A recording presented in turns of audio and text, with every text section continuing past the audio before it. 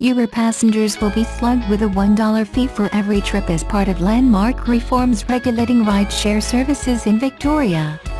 The reforms passed the Upper House on Friday following a last-minute amendment introduced by Sex Party MP Fiona Patten to slash the per-trip levy from $2. The levy will apply to all taxi, Uber and other commercial passenger vehicles, with the money to be used for an industry transition fund.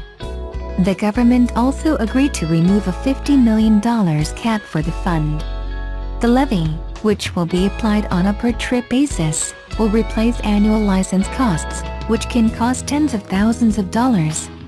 Public Transport Minister Jacinta Allen said this would cut costs, increase competition and drive down fares for passengers. This legislation will regulate ride-sharing, cut fares and provide the most generous industry transition and support package for the existing taxi and hire car industry in Australia, she said. The reforms leave room for the levy to be hiked if the revenue is not enough to cover the costs of financial assistance provided to the taxi industry. Under Labor's proposed reforms, taxi license holders would receive up to $100,000 for their first license and $50,000 for their second, third and fourth licenses. On Saturday, Uber Victoria manager Lucas Groneveld welcomed the move, saying it would benefit everyone.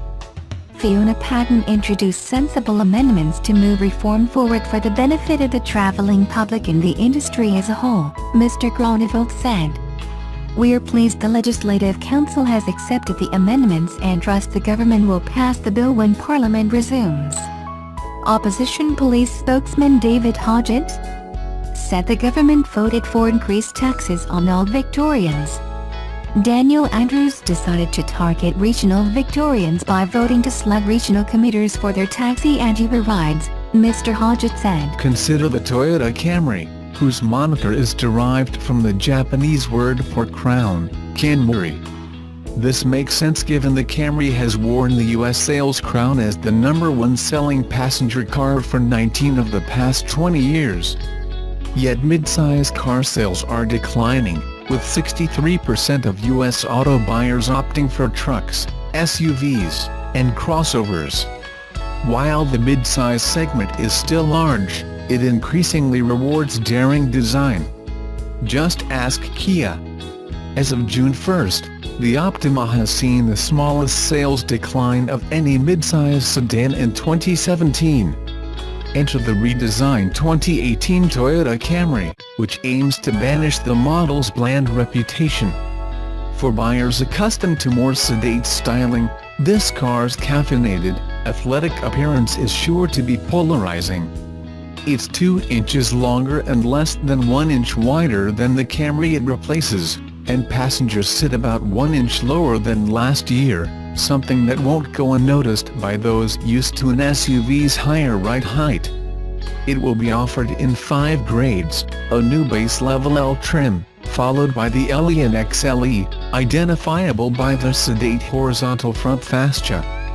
The more athletic SE and XSE models sport a black painted roof, rear spoiler and side mirrors, an aggressive black mesh grille, and oddly placed, non-functional vertical vents below the taillights. The car's polarizing wardrobe cloaks an impressive new platform equipped with front McPherson struts and a new double wishbone rear suspension that results in admirable poise while carving corners. Power comes from an all-new 2.5-liter 4-cylinder engine generating 206 horsepower and 186 pound-feet of torque paired to an all-new 8-speed automatic transmission. A revised 3.5-liter V6, with 301 horsepower and 267 pound-feet of torque, is also offered and is matched to the same transmission. Finally, the Camry Hybrid uses the 2.5-liter 4 and electric motors matched to a continuously variable automatic transmission. All Camrys have front-wheel drive. All-wheel drive is not offered. Despite the updated engines, there's remarkably little change in performance. The V6 is powerful enough to chirp the front tires, while the 4 provides sufficient power if drivers keep their feet buried in the throttle. If you prefer 4 cylinders to 6, try the hybrid. It boasts strong off-the-line acceleration and better fuel economy, 52 mpg combined on the LE hybrid with its lithium-ion batteries, 46 mpg on the SE and XLE hybrids with nickel-metal hydride batteries. Most buyers will opt for the 4-cylinder Camry, which returns 34 mpg combined. The V6 returns 26 mpg. Regardless of model, the Camry's beautifully designed interior is exceptional for a car of this class, with a roomy cabin, generous legroom and firm seats that prove surprisingly comfortable. The artfully sculpted instrument panel houses Toyota's Entune 3.0 infotainment system, with an improved user interface, but without Apple CarPlay or Android Auto. Navigation is courtesy of the Scout app, which must be linked from your smartphone through Bluetooth.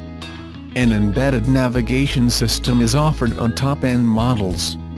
Curiously, the hedonistic features found in some competitors, including memory seats, heated steering wheel, rear seat heaters or seat ventilation, aren't available. Toyota's Safety Sense Suite, however, is standard, and it's fairly complete, although you must get a higher trim level to get a blind spot monitor and rear cross-traffic alert. A head-up display is a new feature. Since replacing the Corona with a Camry in 1983, Toyota has sold more than 18 million worldwide, most sporting a conservative persona. While there's little doubt that the 2018 Toyota Camry and its youthful aura is vastly better than the model it replaces, it remains to be seen if Toyota has gone a step too far with its styling. My guess is they haven't. If the Camry sedan was an ice cream flavor, it wouldn't be tutti frutti or hokey pokey. Plain, practical and predictable. This Toyota would be good old vanilla, of course. But the new model, whose hybrid variant I've just tested in Oregon, is definitely tutti frutti. The transformation is the result of someone high up at Toyota playing hokey pokey with the brand's trusty bean flavoring. I'm serious, as we'll see. The new Camrys will arrive from Japan in November, following the closure of Toyota's Australian production facilities. The lineup will continue to include the 2.5-liter 4-cylinder and petrol-electric hybrid variants, while a 3.5-liter petrol V6 will be added. The Petrol 4, given its drivetrain, will be unchanged and shouldn't deliver many dynamic surprises. But the direct-injected 222 kilowatts V6 8-speeder could be quite something for country driving and towing. Later, I'll get back to the hybrid, a zesty 4.5L/100 km sipper which Toyota tips to become the Camry bestseller within 5 to 7 years. The deeply creased, air-slicing Camry comes in 2 body styles, including Sport. Compared with the current version, the new one is far more striking outside, suave inside and high-tech throughout. I was especially wowed by the aesthetics of a Sport version with a white body, black roof and additional ebony detailing. The Camry is the third model to be built on the Toyota New Global Architecture, a lighter, 30% stiffer framework which enabled designers to give the sedan a wider and lower stance. The platform also aids handling, ride, vibration intrusion, fuel economy and crash safety. The exterior's daring aesthetics extend to the cockpit, where the sculpture lines draw the eye to the big color touchscreen. This 8th generation of Camrys will arrive 34 years after the first model, which was an imported liftback. Since then, Australians have bought about 920,000 of them, most made here. The Camry is headed for its 24th consecutive year as Australia's medium car sales champ, its main appeal being to fleet operators and value-seeking private buyers.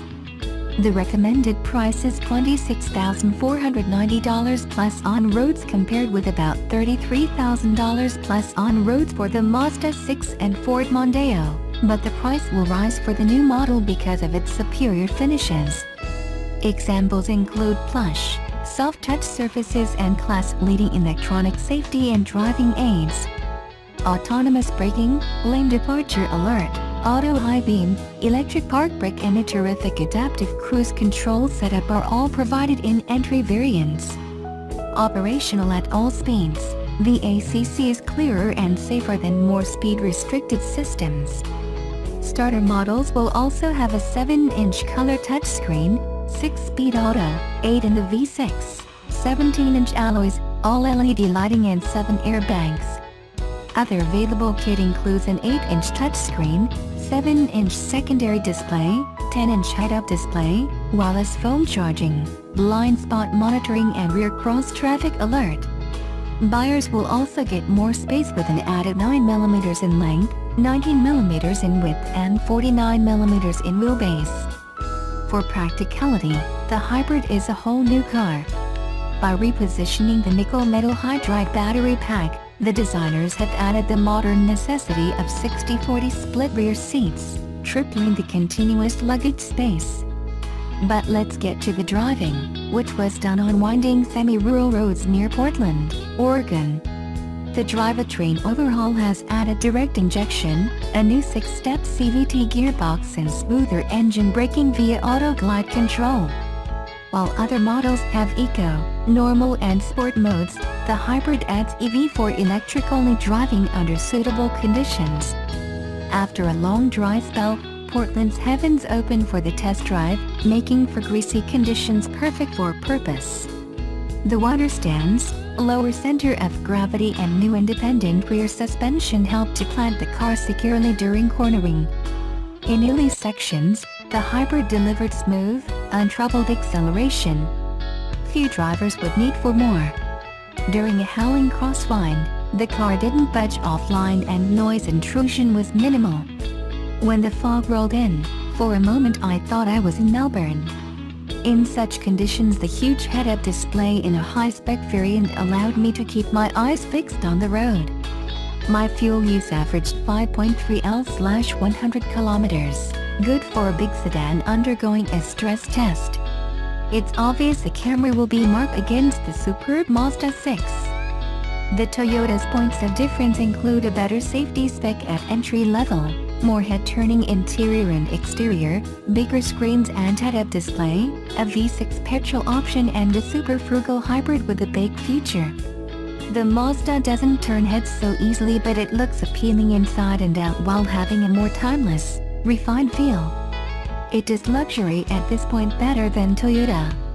Its 4-cylinder petrol drivetrain's fuel use is well below the Camry's, while its super frugal engine is a diesel, an engine type with a questionable future long-term. The Mazda also offers wagon options, and it is generous with sat-nav, entry-level, and leather trim, level 2, but we'll have to wait to see what Toyota does. Back to who hit the vanilla flavoring, none other than Akio Toyoda, president of Toyota and genuine car enthusiast. While seeking to retain the core brand strengths, he's been promoting a cultural change away from risk-averse, committee-style thinking to one rewarding more creative and daring design.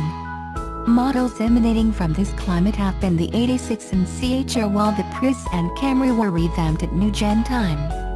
No doubt, courtesy of Akio's sense enthusiasm, design studios will be stocked with a Baskin-Robbins revealing range of flavors, though no vanilla.